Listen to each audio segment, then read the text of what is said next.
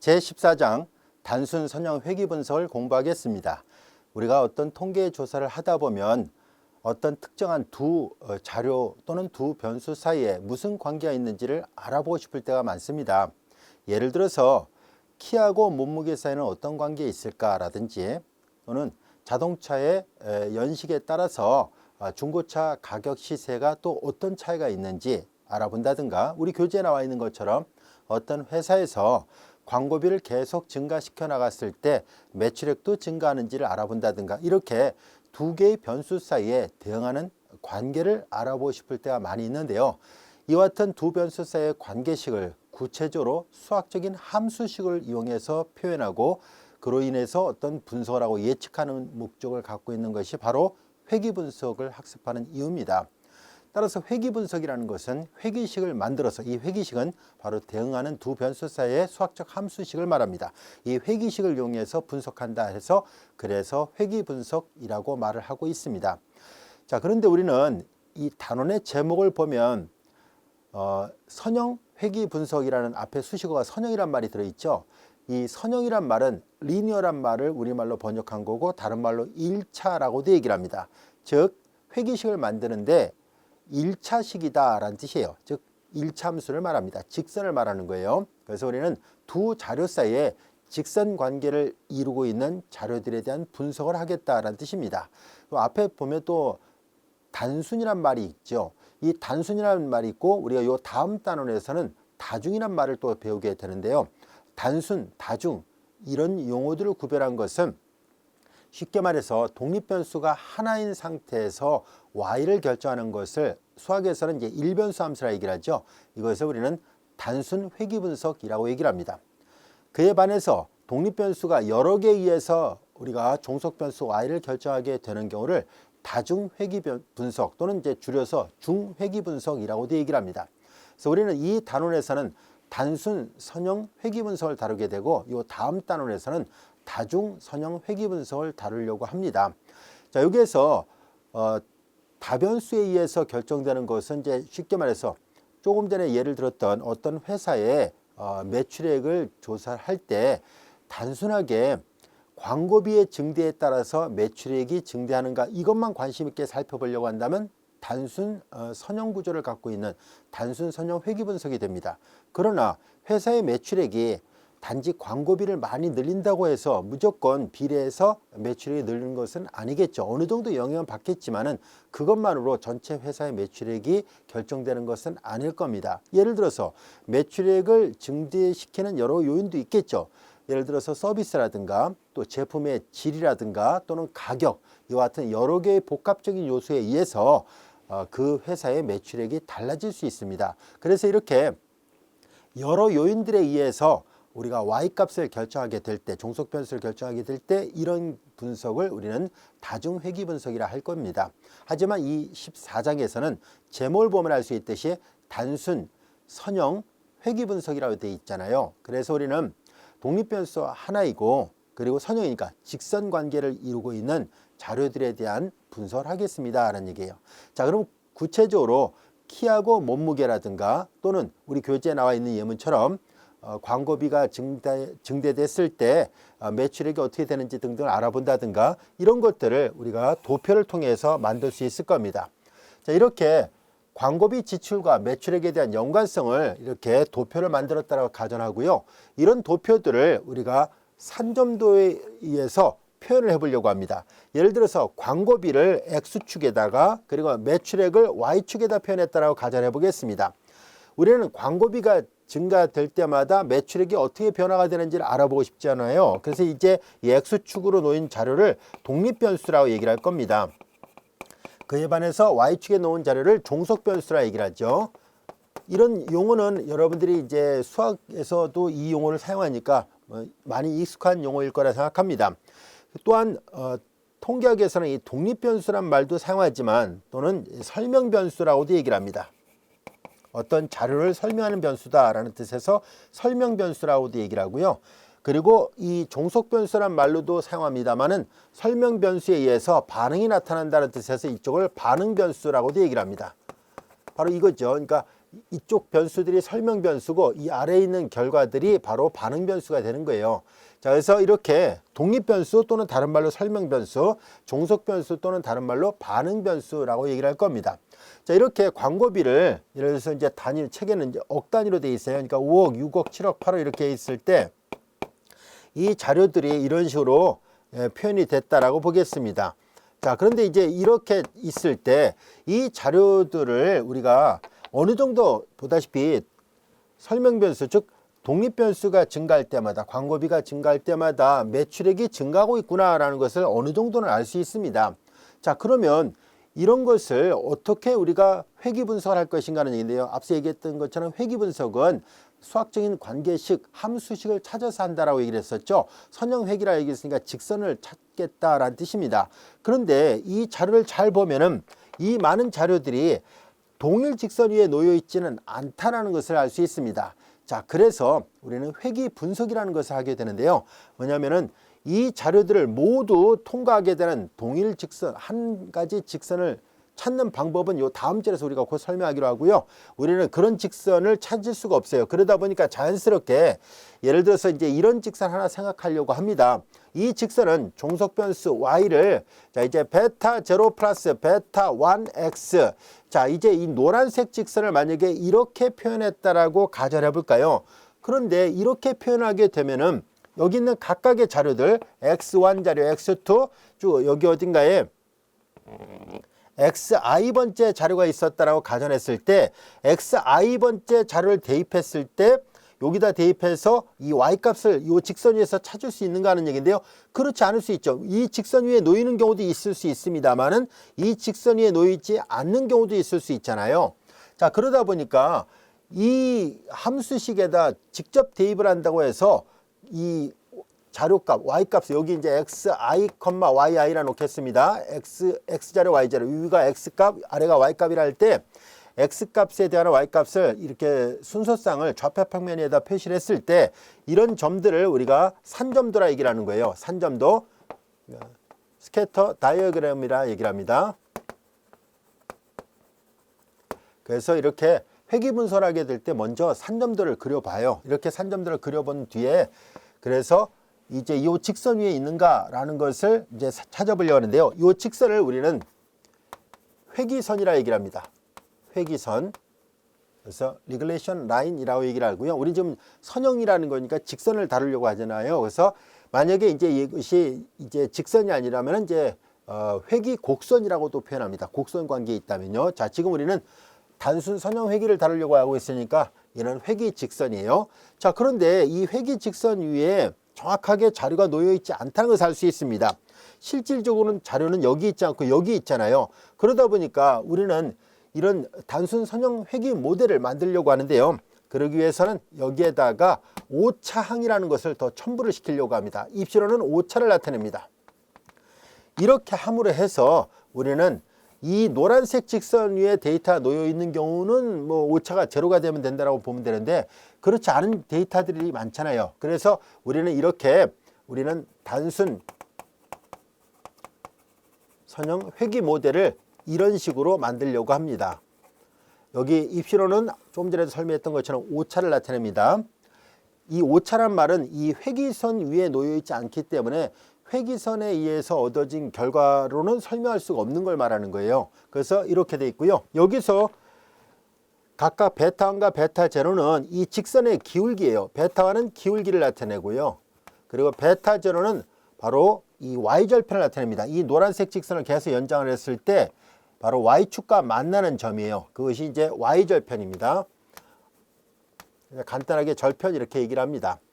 자, 이 기울기는 바로 이 독립변수, 즉 설명변수가 한 단위 증가할 때마다 반응변수의 증가량을 나타내고 있습니다. 자, 그래서 만약에 이제 이 기울기의 양이면 그림선으로 보다시피 이렇게 독립변수가 증가할 때마다 종속변수가 같이 증가하게 되고요. 조금 전에 구두로 설명한 것처럼 예를 들어서 중고차의 그 시세 같은 경우는 오히려 그 X축이 이제 기간이에요.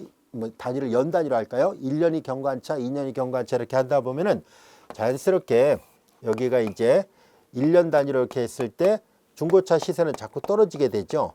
자, 이제 같은 기종의 자동차라 할지라도 어떤 차는 거의 새 것처럼 돼 있어서 잘 타가지고 가격이 높은 차가 있고, 어떤 차는 1년밖에 안 지났는데 험하게 몰아서 가격이 낮은 차도 있을 거 아닙니까? 그래서 하나의 독립변수에 대응하는 이 반응 변수들이 통계 조사를 하다 보면 여러 개가 중복돼서 나타날 수 있습니다.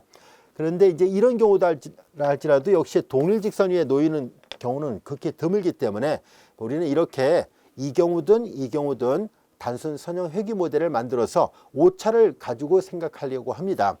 자, 여기에서 이 경우는 조금 전에 이제 기울기를 얘기했었으니까 이 경우는 이제 기울기가 양수가 되는 경우에 해당되고, 이런 경우는 기울기가 당연히 음수에 해당되는 경우를 나타냅니다.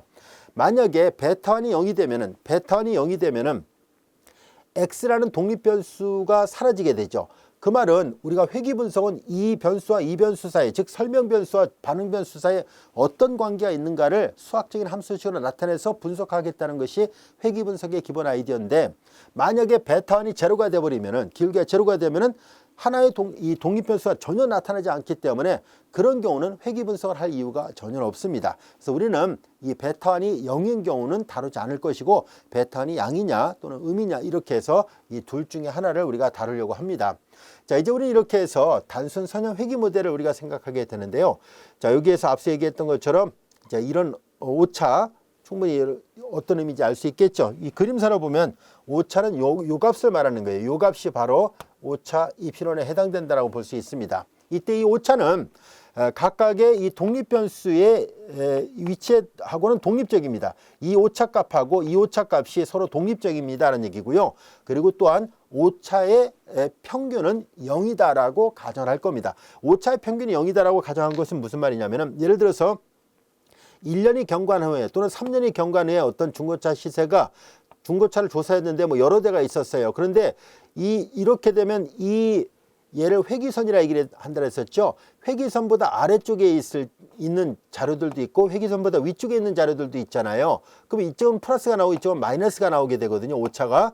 이런 오차들을 다 더하면, 이 오차들을 다 더한 값은 평균적으로 0이다라고 가정할 겁니다. 다시 말해서 오차의 평균에 대한 것은 0이다. 이게 이제 expectation, 기대값을 쓴 거예요.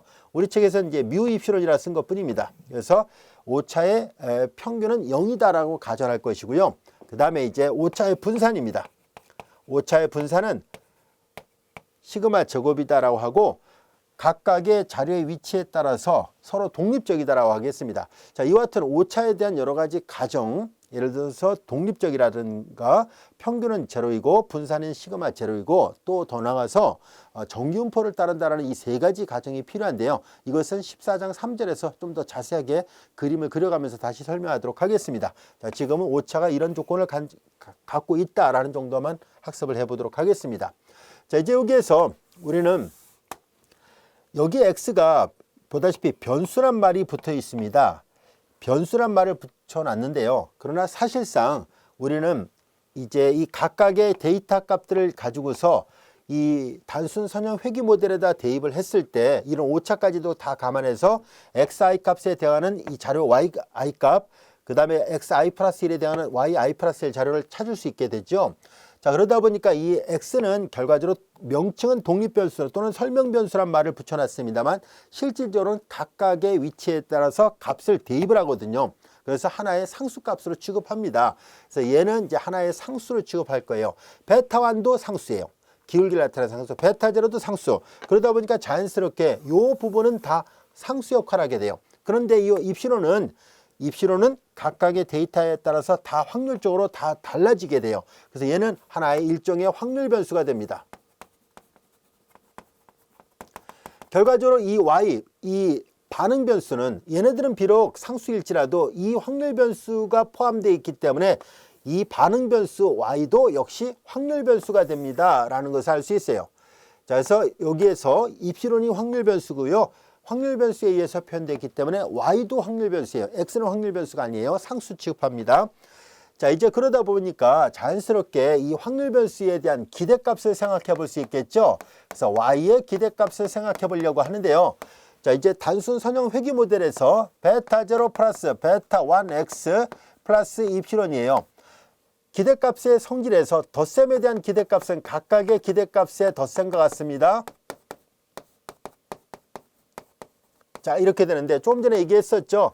자, 이렇게 오차의 평균은 제로다라고 가정하자라고 이랬었으니까 이쪽 부분은 제로예요. 자, 그리고 여기가 이 x가 상수라고 얘기를 했었잖아요. 베타 제로도 상수, 베타 1도 상수, x도 상수니까 이거 상수예요. 여러분들이 잘 알다시피 상수의 기대값은 그냥 상수가 나오거든요. 그래서 베타 제로 플러스 베타 1x 이렇게 돼요. 자, 이제 이렇게 표현이 된다고 할 수 있습니다. 자, 요거는 바로 이 그림에서 보면 나와 있는 이 노란색 직선들을 나타냅니다. 이 노란색 직선들을 우리는 모집단 회기선이라고 얘기를 합니다. 아까 회기선이란 말을 사용했었잖아요. 그래서 이제 이것은 이제 모집단 회기선이 돼요. 모집단 회기선이라고 하고요. 또는 이제 여기 나와 있는 것처럼 단순 선형 회기식이라고도 얘기를 합니다. 단순 선형 회기식 또는 회기선 같이 혼용해서 사용합니다. 자, 지금까지 설명했던 내용들 우리 교재에 다 나와 있는 부분들입니다. 다시 한번 살펴보도록 할게요. 자, 이제 이렇게 단순 선형 회기 모형을 만들었었죠. 입실원이라는 오차항을 이용해서 이렇게 자료를 이렇게 표현하고 있습니다. x는 독립변수 또는 설명변수 또는 이제 예측변수라 표현한 것은 뭐냐면은 자, 이렇게 회귀 분석은요, 이렇게 함수를 찾아요. 그러다 보니까 자연스럽게 우리가 통계 조사를 하다가 이제 자료 분석을 여기까지만 했다 할지라도 우리는 이 선을 정확하게 알고 있다면 특정 위치에 우리가 실질적으로 직접적으로 실행을 하지 않았지만 만약에 이 정도를 투자한다면 여기 아까 광고비였었잖아요. 여기는 매출액이고요. 광고비를 우리가 예를 들어서 뭐 만약에 지금보다 한 10억을 더 투자하고 싶다라고 했을 때 그 투자했을 때 기대되는 매출액은 얼마인가를 예측할 수 있잖아요. 그래서 이제 이 X를 다른 말로 예측 변수다라고도 얘기를 하게 됩니다. 그래서 독립 변수, 종속 변수, 그리고 독립 변수를 각각 설명 변수나 예측 변수라고도 얘기를 하고 종속 변수는 앞서 얘기한 것처럼 반응 변수라고 얘기를 합니다. 그리고 다 설명했던 내용이에요. Y절편, 기울기, 그리고 오차는 확률 변수가 된다는 것. 그리고 이제 이렇게 되면 베타와는 양의 관계, 이렇게 되면 베타와는 음의 관계에 있다라고 얘기를 하고요. 베타와는 제로가 되면은 아무 관련이 없어요. 그리고 그런 경우는 우리가 회귀 분석을 할 이유가 전혀 없다는 것을 알 수 있습니다. 자, 이제 이와 같은 단순 선형 회귀 모델에다 기대값을 취해본 결과 이런 계산 과정으로부터 요게 나온 거예요. 이것은 바로 이 노란색 직선 그 자체를 말합니다. 그래서 앞서 얘기한 것처럼 모집단 회귀선 또는 모집단 회귀식이라고 얘기를 합니다. 그래서 이걸 이제 단순 선형 회귀식이라고 얘기를 했던 거예요. 입실원이 붙어 있지 않은 부분을 의미합니다. 자, 이제 여기까지 이해할 수 있겠죠. 그럼 우리의 관심은 보다시피 이렇게 자료를 산점도를 이용해서 표현했을 때 이 단순 회귀식 어떻게 구할 수 있을까 하는 것을 알아보려고 합니다. 이 단순 회귀식을 구하는 것은 바로 오차를 최소화시키는 그런 직선을 찾으려고 합니다. 우리는 이 많은 데이터 값들을 지나는 이런 여러 가지 직선들을 생각해 볼 수 있을 텐데 그 중에서 하나를 딱 선택하려고 하는데요. 이 단순 회귀식을 어떻게 만들 수 있을까요? 라는 얘기예요. 이 단순 회귀식을 찾는 것은 바로 여기 표현했던 이 확률 변수를 나타내는 오차 있죠.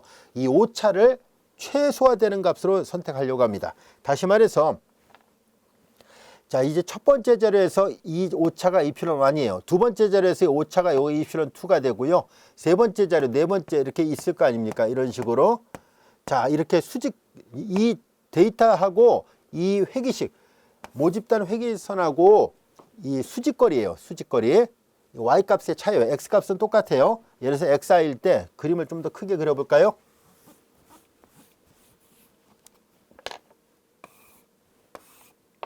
자, 이렇게 모집단 회귀선이 이렇게 있었다라고 가정했을 때 데이터들이 이렇게 있을 거 아닙니까?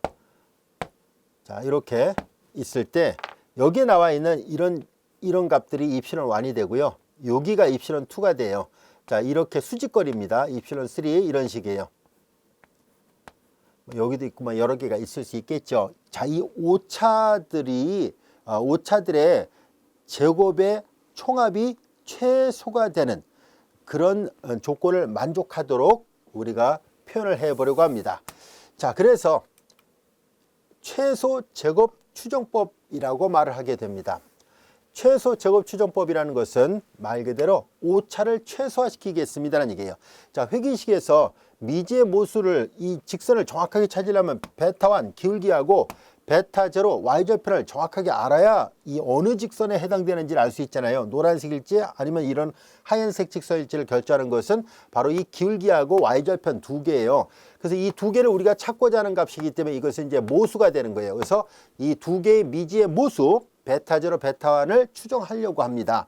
이때 이 추정할 때 보다시피 이 오차를 최소화시키게끔 추정하겠습니다라는 얘기예요. 우리는 이 기울기 베타1과 y절편 베타0의 추정값을 우리 책에서 그냥 B0, B1이라 썼습니다. 다른 책에서는 여기다 보통 햇을 많이 써서 표시하죠. 자, 우리 이제 책에 있는 기호 표기대로 이 베타0 대신에 B0, 베타1 대신에 B1이 우리의 추정값이다라고 가정을 해보겠습니다.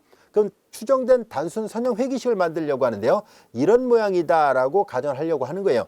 자, 그러면 모집단 회기선이라는 말과 추정된 단순 선형 회기시란 말은 무슨 말입니까 하면은 우리는 이 정확하게 이 모집단 회기선을 몰라요. 왜냐하면 베타0, 베타1이 모수잖아요. 정확하게 모르는 값이니까 주어진 자료만 갖고 추정을 하려고 하는 거예요. 그러다 보니까 예를 들어서 이게 이 노란색이 모집단 회기선이었다라고 가정해 볼까요?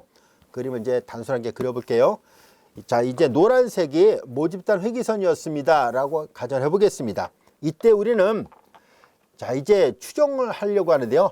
자, 이 보라색이 바로 추정된 단순 선형 회기식이라고 놓겠습니다. 즉 이 보라색이 보다시피 y hat 추정을 시키는 거예요. 그리고 이제 B0 베타0 대신에 B0로 추정을 한 거예요. 그리고 여기는 B1X 이렇게 돼 있다라 보고요. 그 다음에 이제 이 노란색은 바로 여기 모집단 회기선이에요. 그래서 이제 Y 자, 이제 이거는 이제 보통 이제 Y 바 이렇게도 많이 쓰죠. 기대값 평균이니까요. 그래서 Y 바 이렇게 표현해 보겠습니다. 여기가 베타0 플러스 베타1입니다. 자, 이렇게 이 베타0를 추정하는 추정량을 B0, 베타1을 추정하는 추정량을 B1이라고 놓으려고 합니다. 자, 이제 그러면 이 추정량을 어떻게 하면 구할 수 있을까 하는 것을 알아보려고 하는데요. 바로 오차가 최소화되게끔 하겠습니다 라는 얘기예요. 자, 그것이 바로 여기 나와 있는 이 식입니다. 자, 이제 최소 제곱 추정법의 기본 아이디어는 다음과 같습니다. 이 베타0하고 베타1의 추정값인 B0, B1은 어떻게 만들 것이냐면 조금 전에 얘기했던 것처럼 이 확률 변수인 오차들의 제곱의 총합이 가장 작아지도록 하려고 합니다라는 얘기예요. 이것을 최소 제곱 추정법이라고 얘기를 합니다. 다른 통계책을 보게 되면 좀 더 전문화된 책을 보게 되면은 이 회귀 분석에서 이 베타0, 베타1을 추정하는 추정량을 만드는 방법이 최소 제곱 추정법 말고 다른 방법도 있어요. 그런데 이 최소 제곱 추정법이 다루기가 수월해서 이걸 주로 많이 사용하려고 합니다. 그래서 최소 제곱 추정법이에요. 보다시피 오차의 제곱의 총합이 최소가 되도록 추정하겠습니다라는 얘기예요. 자, 그러면 이제 입시론 i의 제곱은 이거 잘 보세요. 여기를 이제 이 확률 변수, 확률 변수가 아니라 독립 변수, 종속 변수 이렇게 표현했을 때 대문자 x, 대문자 y를 표시했었는데요. 이제 자료를 입력하려다 보니까 xi일 때 대하는 값을 yi 이렇게 표현한다면은 여기는 이렇게 표현할 수 있겠죠. 자, 이제 여기는 yi, 여기는 베타0 플러스 베타1 xi 플러스 2편 i 이렇게 표현할 겁니다. i는 1부터 n까지예요. 전체 독립변수, 설명변수가 n개가 있었다고 가정한다면 이렇게 표현할 수 있겠죠. 자, 이 식에서 입실은 i는 이걸 넘기면 yi 마이너스 베타0 플러스 베타1 xi가 되죠. 자, 이렇게 돼요. 자, 그래서 입실은 i의 제곱이니까 입실은 i를 풀어쓴 게 이거예요. yi 마이너스 베타0 전개하니까 마이너스 베타1 xi죠. 그 제곱의 최소값을 구하겠습니다라는 뜻이에요. 자, 이제 그러면 이 식의 최소값을 계산하는 과정을 살펴보도록 하겠습니다. 이 오차들의 제곱의 총합이 최소가 되길 원하잖아요. 자, 그래서 우리는 얘 추정량으로서 뭘 생각하려고 하냐면은 다음 같은 것을 생각해 보겠습니다. 이 베타 제로 대신에 이 추정량을 이 절편의 추정량을 B제로, 기울기의 추정량을 B1이라고 썼으니까 이제 여기를 각각 B제로, B1이라 놓고 계산을 해 보려고 합니다. 이제 이렇게 되는 베타 제로의 추정량을 B제로, 이렇게 되는 베타 1의 추정량을 B1이라 하겠다는 뜻이에요. 그러면 이들을 계산하면 다음 같은 식이 나옵니다는 얘기예요. 최소 제곱 추정 방법을 이용해서 계산하면은 이 절편과 그리고 기울기의 추정량 값은 각각 B1은 이렇게 되고 B0는 이렇게 됩니다 라는 것을 얻을 수 있다는 얘기인데요. 자, 왜 이렇게 나오게 되는지를 직접 유도를 해 보도록 하겠습니다. 자, 이제 이들은 바로 다음 같은 것을 계산하는 거거든요. 이제 시그마 i가 1부터 n까지 yi 마이너스, 자 이제 추정량으로 이게 베타제로 베타는 모르는 미지의 숫자, 즉 모수잖아요. 그래서 우리가 추정량이라 불려지는 B0 마이너스 전개한 거예요. B1 xi, 자 이거의 제곱의 최소값을 구하려고 합니다. 자, 우리는 이 추정량 B0 B1을 어떻게 구할 것이냐면은 우리는 이것을 편미분을 이용해서 계산할 겁니다. 자, 이것은 마치 다음같이 생각할 겁니다. 자, 여기 우리는 추정량, 우리가 구하려는 변수는 이 두 개예요. 나머지는 데이터 값이니까 입력하면 숫자가 나오겠죠. 그래서 얘네들은 결국은 상수가 되고 xi가 대입되면은 yi를 구할 수 있을 거 아닙니까? 자, 그러면은 여기서 우리가 구하려는 모수는 두 개니까 이 함수를 마치 B0하고 B1의 두 문자만의 함수로 간주해서 생각합니다. B0, B1 두 문자만의 함수. 그래서 여기 보다시피 이렇게 B0, B1 두 변수에 의한 함수로 취급해서 생각해 보려고 합니다. 우리는 편미분을 계산해 볼 것입니다. 우리는 이 식을 B0에 대해서 편미분하겠습니다. 자, 이제 그럼 이건 합이잖아요. 합에 관한 편미분은 편미분을 할 것 같으니까, 그래서 시그마 i가 1부터 n까지, 자 얘를 편미분합니다. B0에 대해서 편미분하니까 2 내려오고 2는 앞에다 씁시다. 그리고 yi 마이너스 B0 마이너스 B1 xi의 1승 합성함수 안에 걸 또 미분하죠. B0에 대해서 편미분하니까 마이너스가 앞에 있네요. 마이너스도 상수니까 바깥으로 내보내겠습니다. 자, 우리는 편미분에서 0이 되는 점, 즉 인계점을 찾을 생각이에요. 그래서 f를 이제 이 B0에 대해서 편미분하고, 그 다음에 이번에는 f를 B1에 대해서 편미분합니다. 혹시 여러분들 중에서 다변수 함수의 미분법을 배운 적이 없는 학생은요, 가볍게 들으세요. 이제 이 결과가 이렇다라고 얘기를 하려고 하는데 왜 그렇게 나왔을까 하는 것을 간단하게 계산해서 이해를 돕고자 하는 것뿐이에요. 자, 이제 이것을 이제 B1에 대해서 편미분합니다. 역시 편미분하니까 시그마 i가 1부터 n까지, 자 이제 얘를 전체 제곱이니까 2 이렇게 되고 yi 마이너스 B0 마이너스 B1 xi의 1승 합성함수 안에 것도 미분하니까 마이너스 xi예요. 마이너스 바깥으로 나가는데 xi는 이 시그마의 영향을 받으니까 바깥으로 못 나갑니다. 그래서 이렇게 뒤에다 쓰겠습니다. 이퀄 제로, 이와 같이 됩니다. 자, 그래서 이렇게 fb0가 제로이고 fb1이 제로가 되는 것을 동시에 만족하는 것을 찾아야 되는데요. 자, 이제 우변 0이니까 양변을 마이너스 2로 나눠도 이 방정식의 해는 변함이 없죠. 자, 그래서 이제 이들을 각각 계산을 해 보려고 합니다. 자, 이제 이 주어진 식을 다 전개를 해 보도록 하겠습니다. 그러면 시그마 i가 1부터 n까지 yi 전개를 합니다. 이거 B0는 얼마인지는 몰라도 하나의 상수값이잖아요. 그래서 마이너스 B0, 근데 이 여러분들이 잘 알다시피 시그마 상수 C는 그냥 C가 아니에요. 이거는 C를 n번 더한다 했으니까 이거는 NC로 표시가 되거든요. 자, 그래서 이거 계산하면 시그마 yi가 되고 이거 계산하면 마이너스 B0 n이 됩니다. n이 된다는 것을 잘 이해를 해두세요.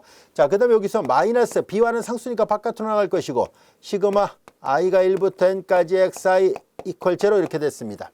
이 밑에 있는 식도 마찬가지로 전개를 합니다. 이거 다 전개를 해야 돼요. 이렇게. 그래서 시그마 동시에 다 만족하는 것을 찾을 겁니다. i가 1부터 n까지, 그 다음에 xi, yi가 되고 마이너스 b0는 상수니까 바깥으로 내보내고요. 시그마 i가 1부터 n까지 xi가 있습니다. 그 다음에 이제 요거 계산하니까 마이너스 B1 상수 바깥으로 나가고 전개하니까 시그마 여기 XI의 제곱 이와 같이 되는군요. 자, 이런 모양이었구나 라는 것을 알게 됐습니다. 우리는 이걸 동시에 만족하는 해를 지금 찾으려고 하잖아요. 자, 그래서 이 식을 여기 보면 마이너스 요 두 개를 각각 우변으로 이항을 해보겠습니다. 우변을 이항을 해서 다시 한번 써보도록 하죠.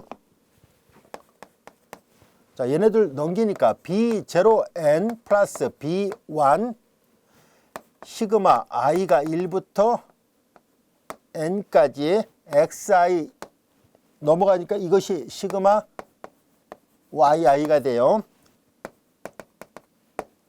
이렇게 되고 여기도 마찬가지로 이 두 개를 우변으로 이항하겠습니다. 그러면 여기가 동시에 이제 B0 그 다음에 시그마 i가 1부터 n까지 xi B1 시그마 i가 1부터 n까지 xi의 제곱 넘어갔으니까 이것만 남아요.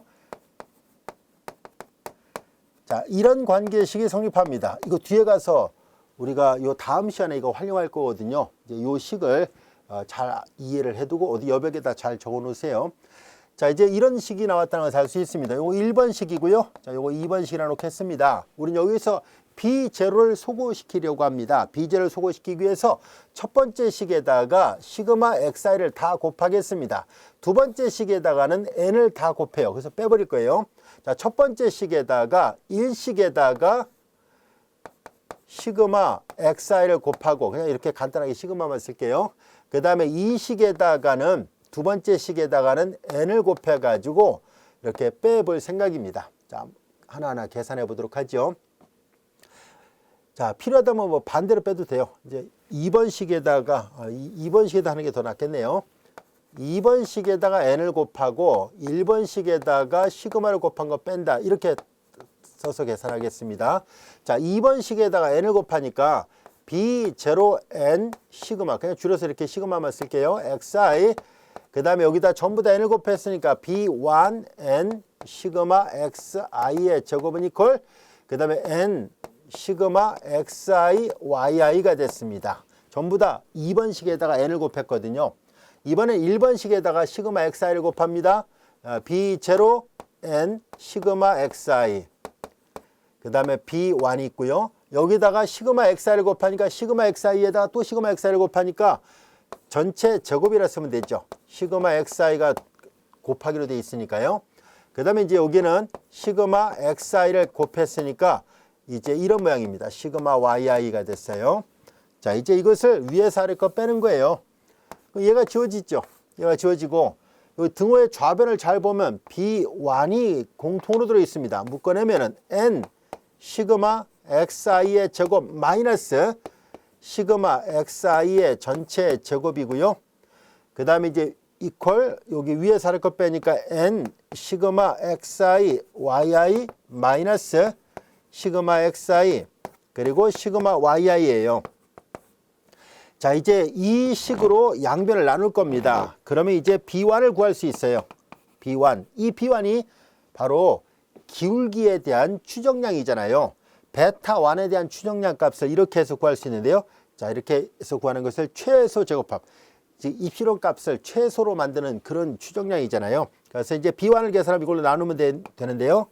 자, 이제 요거 n 그 다음에 시그마 xi의 제곱 마이너스 시그마 xi의 전체 제곱이고요. 여기는 n 시그마 xi yi 마이너스 시그마 xi 그리고 시그마 yi예요.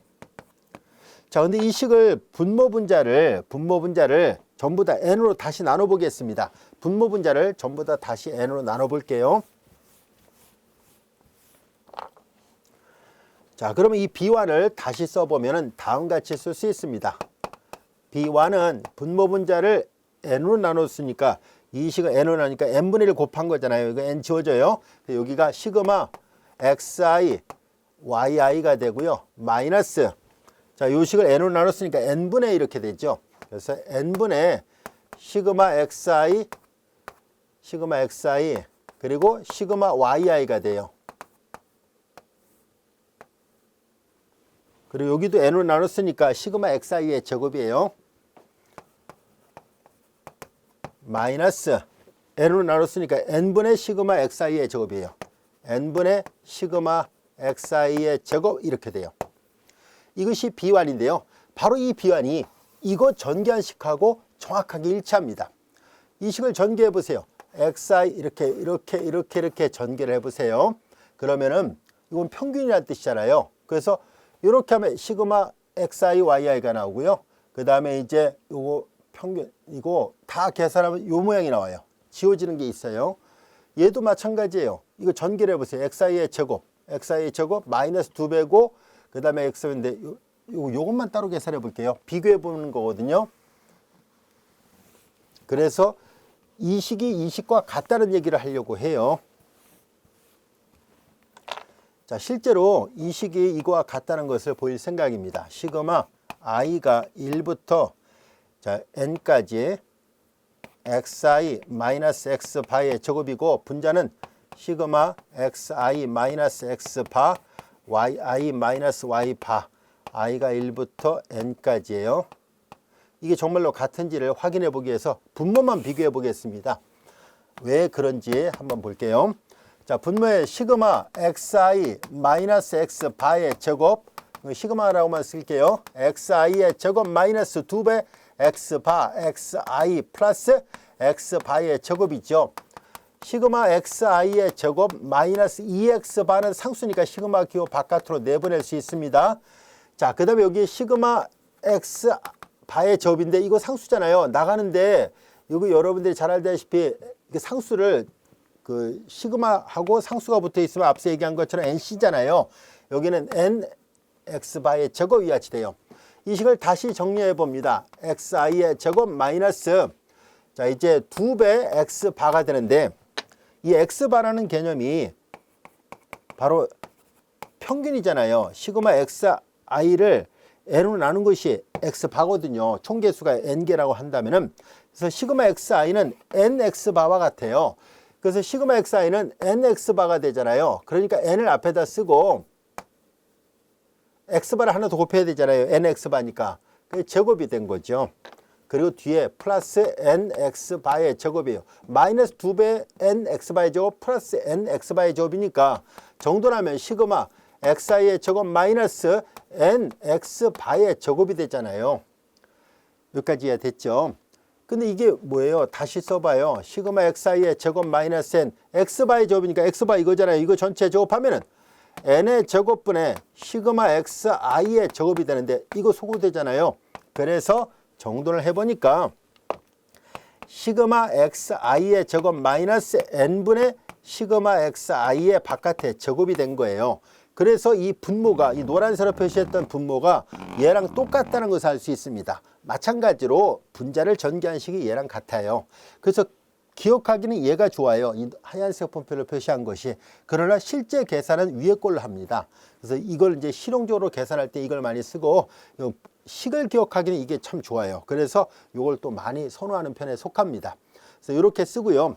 우리 책에서는 이제 이렇게 RXY는 이제 상관계수를 말하는 거거든요. 이렇게도 표시할 수 있고요. 또 다른 책에서를 보면은 이거는 SXX를 씁니다. X 제곱이라는 뜻으로 여기는 X, SX 그리고 Y 이렇게 써요. 그러니까 보통 이제 책마다 이 기호 표기를 좀 더 기억하기 쉽게 하기 위해서 이렇게 써는 책도 있고요. 우리 책에서처럼 저자분들이 쓴 것처럼 이렇게 표시해도 됩니다. 자, 이제 이렇게 해서 우리는 비완을 이렇게 구할 수 있고 실제로 증명을 했습니다. 자, 비완이 결정이 됐어요. 비완이 결정이 됐다면은 우리가 지금 하려고 하는 것은 바로 그 회기선을 추정하려는 거잖아요. 그러다 보니까 그러면은 우리는 지금 비완, 다시 말해서 기울기를 하나 결정을 한 거예요. 기울기를 하나 결정했으니까 그러면 y절편도 찾아야 되죠. y절편을 찾을 때 다음같이 찾을 겁니다. 우리는 이 y절편을 찾을 때 b0, b1, x 이렇게 했는데 자, 이 등호 관계를 만족하는 이건 평균을 말하는 거예요. 자, 그래서 이 y절편 b0 값은 넘기면 y바 마이너스 b1x 바 이렇게 해서 구할 수 있어요. 라는 얘기예요. 그래서 기울기를 찾게 되면은 b0 값은 이렇게 평균을 이용해서 계산할 수 있습니다라는 것을 알 수 있고요. 자, 그 다음에 이제 우리는 여기에서 이 보다시피 이렇게 해서 얻어진 얘네들을 우리가 추정량이라고 얘기를 하거든요. 이렇게 해서 얻어진 것을 우리가 추정량이라고 얘기를 하는데, 얘네들을 요 위에다 대입을 해 볼게요. 요 위에다가 대입을 해서 식을 바꿔서 표시하면 다음같이 쓸 수도 있습니다. 여기다 써놨던 것은 요 다음 시간에 활용할 거기 때문에 여러분들이 이제 꼭 기억해 둘 필요는 없겠지만, 그래도 우리가 지금 배웠으니까 나중에 이제 요 다음 시간에 설명할 때 우리 앞에서 했었어요라고 할 테니까요. 어디 여백에다 적어 놓은 걸 다시 한번 보세요. 자, 이제 우리는 여기에서 얘를 여기다 대입을 하면, 여기다 대입을 해 볼게요. 여기다 이렇게 대입을 하면 y바를 다시 쓸 수 있어요. y바는 b0 한번 다시 써볼게요. b1 추정량에 의해서 이렇게 쓸 수 있는데, 이 b0 값이 이거다라고 얘기를 했었잖아요. 자, 이제 사실 이걸 보고 이제 계산한 거긴 한데요. 자, 우린 여기에서 여기다 대입할 게 아니라 아까 했던 것처럼 그냥 여기에다 대입을 할 겁니다. 바로 y는 이퀄 b0 플러스 b1x. 자, 이제 요 식에다가 이제 대입을 해서 정돈을 해보려고 합니다. 이건 이제 그냥 이렇게 추정량 있잖아요. 그러니까 모집단의 회기선을 대한 추정량을 계산할 때 여기다 대입합니다. 아까 바를 붙인 게 아니라 여기다 대입을 하면은, 그러면 y는 이퀄 b0 대신에 y바 마이너스 b1x 바 이렇게 됐죠. 이거 그대로 넣었으니까요. 그 다음에 플러스 b1x가 돼서, 그래서 y바 이렇게도 쓸 수 있습니다. b1 x 마이너스 x 바. 예, 그래서 책에 따라서는 또 이렇게 표현한 책도 있습니다. 같은 말이라는 것을 알 수 있어요. 자, 이렇게 해서 우리는 최소 제곱 추정법을 이용해서 베타 제로 y절편과 베타 1 기울기를 이런 식으로 해서 추정할 수 있다라는 것을 알게 됐습니다. 충분히 이해할 수 있겠죠. 이 식을 기억하는 거 그렇게 어렵지 않습니다. 금방 여러분들이 이 모양을 확인하고 또 이해할 수 있을 거라 생각합니다. 자, 그리고 이 공식에다 대입을 했어요. 이 공식에다가 B1, B0 값을 다 대입하니까 우리가 처음에 들었던 예문이 있었죠. 광고비를 증가시킬 때마다 매출액이 어떻게 나오는가를 확인하는 데 있어서 우리가 추정을 해보니까 이런 식으로 해서 우리가 그 회기선이 추정이 됐어요 라는 것을 알게 됐습니다. 그리고 기울기가 1.84니까 그래서 거의 이제 급격하게 증가하고 있다는 것을 알 수 있고요. 그래서 앞서 다뤘던 그 자료를 잘 설명해 주고 있는 회기선이었다는 것을 알 수 있습니다. 자, 이어서 우리는 조금 전에 설명했었던 바로 이 오차에 대한 세 가지 가정을 우리가 이해를 하고 가려고 합니다. 이 회기분석, 선형 회기분석을 하려고 할 때 세 가지 중요한 가정을 가지고 있는데요. 이 가정을 잘 이해를 해둘 필요가 있습니다.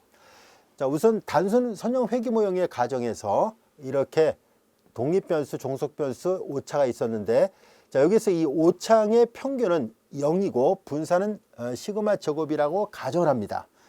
그래서 이 자료의 선택에 상관없이 몇 번째 자료든 간에 상관없이 분산은 항상 똑같다라는 것을 가정하고 있습니다. 이것을 우리는 등분산 가정이라고 얘기를 할 겁니다. 첫 번째는 오차항의 평균은 0이고 그리고 분산은 모두 동일하다라는 전제 조건에서 다루고 있습니다. 이 오차를 추정하려고 할 때 우리가 정기분포를 이용해서 계산하려고 하기 때문에 이렇게 가정하고 있어요. 그리고 각각의 오차항들은 자료의 위치, i번째 위치든 j번째 위치든 상관없이 서로 독립적이에요 라는 전제 조건이고요. 또 하나는 이제 정기분포를 따르고 있어요 라는 가정에서 다루려고 합니다. 즉 평균은 오차의 평균은 0이고 분산이 시그마 제곱이다 라고 가정했었죠. 그래서 정기분포를 따른다는 얘기니까 각각의 오차는 이렇게 평균은 0이고 분산이 시그마 제곱이 되는 정기분포를 따릅니다 라는 가정에서 다루고자 합니다. 이 세 가지 가정을 우리가 간단하게 표현할 때 IID, N 그리고 정기분포 이렇게 표시합니다. 자, 이제 이렇게 IID는 이제 요거는 이제 책에도 설명이 되어 있습니다만 Independent and Identically Distributed라는 뜻이에요. 그래서 요걸 만족한다. 이 분포를 독립적이고 동일하게 만족합니다라는 뜻이에요. 그래서 그냥 간단하게 통계학에서는 IID 이렇게 해서 표시를 하고 있습니다. 자, 이제 이렇게 표현한다는 거. 자, 여기에서 이 세 가지 오차항이 되는 이 세 가지 가정인데요.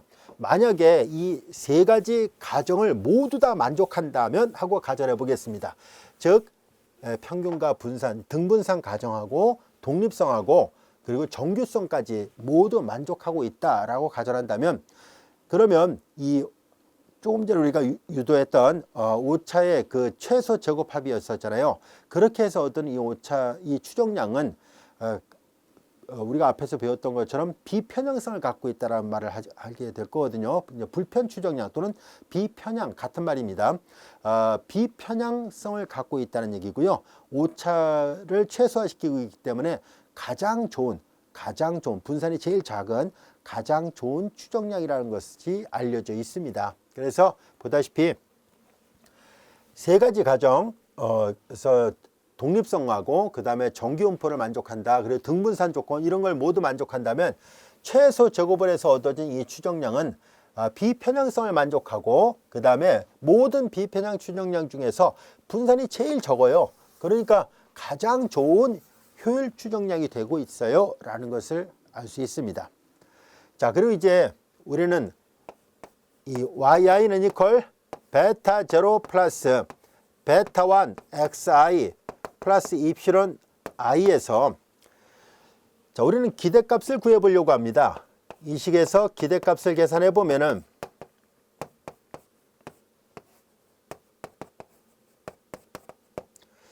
자, 이렇게 되고 앞서도 설명했던 것처럼 기대값이 갖고 있는 성질은 합에 관한 기대값은 각각의 기대값의 합과 같죠. 근데 조금 전에 가정에 오차의 가정에 평균이 제로다라고 가정했고요. 이건 데이터 값을 이건 확률 변수가 아니에요. 얘가 확률 변수예요. 자, 그래서 y라는 확률 변수의 기대값을 계산해 보니까 이게 상수값이잖아요. 그래서 얘네들은 베타 0 플러스 베타 1 xi로 나옵니다. 그래서 확률 변수 yi의 기대값은 이거예요. 자, 그리고 분산을 계산을 해 보는데요. 분산 yi의 분산을 계산해 보면 yi는 베타 0 플러스 베타 1 xi 그리고 플러스 이프실론 i죠. 근데 이프실론 i는 조금 전에도 배웠던 것처럼 등분산 조건을 만족해야 돼요. 그 가정이 있습니다. 자, 우리는 이 베리언스도 역시 합에 관해서 다 따로따로 계산할 수 있고요. 여기가 베타 0 더하기 베타 1 xi 그리고 베리언스 이프실론 i인데요. 이거 상수예요. 자, 기대값은 상수가 그대로 나오지만 분산은 상수의 분산은 제로예요. 그리고 이제 얘만 남는다는 것을 알 수 있고 등분산 조건으로부터 우리 여기가 i라는 첨자에 상관없이 독립적으로 항상 분산은 시그마 제곱이다라고 얘기를 했었으니까 확률 변수 yi의 분산은 이렇게 됩니다. 자, 그러다 보니까 이 확률 변수 yi는 이제 정기분포를 따르고는 있는데 평균이 베타 0 플러스 베타 1 xi 평균이 달라진다는 것을 알 수 있어요. 분산은 같아도 평균이 달라져요 라는 것을 알 수 있습니다. 자, 그래서 이 경우에는 앞에서 이제 IID 이렇게 썼잖아요. 이렇게 이 오차는 IID 이렇게 정기분포다라고 얘기를 했지만은 하지만 확률 변수 yi는 IID가 아니라 인디펜던트 독립성만 만족해요. 라서 인디펜던트라는 뜻이에요. 그래서 이런 정기분포를 따르는데 독립성만 만족합니다 라는 의미입니다. 자, 이제 그러면 우리 교재에 보면은 그림이 하나 그려져 있다는 것을 알 수 있어요. 그 그림이 뭘 말하고 있는지를 한번 살펴보도록 하겠습니다. 이런 그림은 모든 통계청마다 이 회귀 분석을 설명할 때마다 다 그려져 있어요. 자, 어떤 의미인지 한번 살펴보려고 하는데요. 우리는 자료를 이렇게 독립변수 그리고 종속변수 이렇게 표시했었죠. 설명변수 그리고 반응변수 이렇게 있었는데 자, 여기에서 각각의 자료들이 있을 거 아닙니까? 이렇게 여기는 이제 x1 자료, x2 자료 쭉 가서 xi 자료 쭉 가서 이제 xn번째 자료 이렇게 있을 텐데요. 자, 이제 우리는 앞서 다뤘던 것처럼 이 y라는 자, 이거 보세요. 우리가 단순 선형 회귀 모형은 이런 꼴이다라고 얘기를 했었죠. 자, 여기에서 평균이 각각 달라졌다는 것을 말해줍니다. 그래서 x1일 때 평균이 예를 들어서 여기 있다라 보고 x2일 때 우리가 선형 구조를 다루고 있으니까 휘어져 있는 곡선 형태가 아니라 이제 직선 형태로만 다루려고 하고 있거든요. 자, 이렇게 돼 있는 거예요. 자, 이제 분산은 똑같은데 평균이 제각각 달라졌어요 라는 얘기예요. 그래서 x1일 때 평균 여기고 x2일 때 평균. 자, 이렇게 x1일 때 평균, x2일 때 평균. 베타제로 베타1은 이미 결정됐다, 추정량이 결정됐다고 본다면 이렇게 돼 있다는 얘기예요. 자, 각각의 x1일 때 y와는 이런 정규분포를 따른다는 얘기 이거고요. 자, 그 다음에 이제 여기 보다시피 오차가 제로다. 이게 무슨 말입니까 하면은 오차는 자, 이제 모든 자료가 이 산점도를 그려봤을 때 이 직선이 있지는 않다라고 얘기를 했었잖아요. 그래서 이제 예를 들어서 키하고 몸무게를 잴 때 한 클래스 학생들의 키를 재는데 키가 만약에 이제 뭐 170일 때 체중이 이제 뭐 한 사람만 재는 게 아니라 170인 사람이 한 클래스 안에 여러 명이 있을 수 있잖아요. 이렇게 있을 수 있고 또 175인 사람들이 이렇게 여러 명, 180인 사람들이 여러 명 있을 수 있잖아요. 자, 그러다 보니까 얘네들이 다 오차를 나타내요. 이런 게 오차를 나타내는데 요 위에 있으면 오차가 플러스라 보면 되고요. 아래에 있으면 오차가 마이너스라 생각하면 돼요. 그런데 얘네들을 다 더한 것이 오차의 각 자료의 오차의 평균이 제로다는 얘기니까 이런 자료들의 평균이 다 제로가 됩니다는 얘기예요. 그렇게 가정한 거예요. 다시 말해서 이 점은 바로 이렇게 각각의 자료마다 이 평균은 달라지는데 오차가 0이 되는 점을 통과하게끔 만든 거예요. 아시겠죠? 이걸 처음에 잡을 때 단순 선형 회귀 모형에서 기본 아이디어는 오차들의 총합이 0이 되는 점을 통과하게끔 만든 거예요. 여기도 두 번째 절에서 오차의 총합이 이 오차들의 총합이 0이 되는 점, 오차들의 총합이 0이 되는 점, 그렇게 되는 직선을 생각한 거예요. 자, 이제 이렇게 된 거 이해할 수 있죠? 이런 가정하에서 다루려고 합니다라는 얘기예요. 자, 이렇게 해서 만들었다는 의미고요. 그 다음에 분산이 동일하다는 얘기는 무슨 말이냐면 또 이게 정규분포를 따른다라고 얘기를 했었잖아요. 정규분포를 따른다는 얘기는 각각의 자, 이제 좀 전에 설명했던 것처럼 이렇게 이 말의 의미가 어떤 뜻인지를 살펴보려고 합니다. 이 오차가 이렇게 가정을 하는 거예요. 물론 실제 자료가 많이 흩어져 있을 수 있는데요. 자, 이것을 이렇게 정규분포를 따른다라는 가정하에서 여러분들 교재 보면 이렇게 그림이 이렇게 그려져 있죠. 이런 그림이 그려져 있고요. 다른 통계책도 다 이런 그림을 이제 본 적이 있을 겁니다. 이건 뭐냐면 이 오차들이 흩어진 정도는 바로 요 노란색 이 회기선이 이걸 이제 회기선이랍니다. 리그레이션 라인은 바로 이렇게 오차의 평균이 0이 되는 이 평균점을 지나는 점이에요. 그리고 이 분산이 동일하다는 얘기니까 이제 이 정규분포를 따르면서 흩어진 정도는 동일하다라고 가정하고 가려고 하는 거예요. 그래서 이제 분산값이 똑같으니까 이 분포 곡선이 동일하게 그려집니다. 우리 책에는 약간 이것을 입체적으로 눕혀놓고 그린 거예요. 저자분들이 이렇게 이런 식으로 이해할 수 있겠죠. 이렇게 여기가 이제 평균이었던 거죠. X1 자료, X2 자료, X3 자료 이런 것들의 이제 분포에 옆에서 바라보면 이 분포 곡선이 똑같아요. 왜냐하면 등분산이었기 때문에 평균의 위치만 약간 달라져 있을 뿐이지 이게 같은 모양이다라는 것을 알 수 있습니다. 이 말의 의미를 기하학적으로 그림을 그려놓은 게 이런 모양입니다. 그래서 우리가 단순 선형 회귀 분석의 기본 모델은 이렇게 모형은 이런 식으로 돼 있고 이런 조건을 충족한다는 전제 조건에서 좀 다루고 있습니다. 이제 우리는 이와 같이 단순 선형 회귀 모형이 어떤 특징을 갖고 있고 우리가 이 모수값을 어떻게 추정하고 찾을 수 있는지도 그 공식도 한번 살펴봤었습니다. 이제 우리가 지금까지 배웠던 내용을 토대로 해서 우리는 이제 이 다음 절 회귀계수의 유의성을 이제 검증해 보는 것을 학습해 보도록 하겠습니다.